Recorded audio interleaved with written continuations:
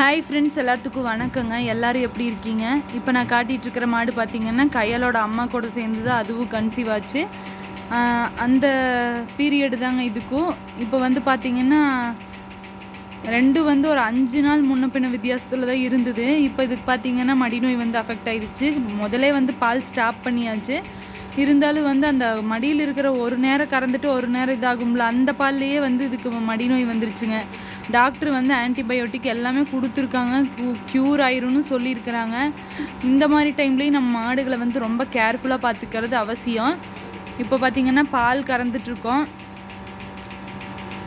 பால் சுரக்க மாட்டேங்குது. மாடு கன்று போட்டதுக்கப்புறம் என்ன பண்ணுறது, புது மாடு அப்படின்னு கேட்டிருந்தீங்க.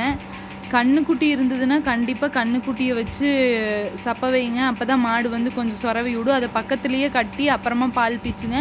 இல்லாட்டி சொரவி விட்றதுக்கு டேப்லெட் இருக்குது, அது வாங்கி யூஸ் பண்ணுங்கள்.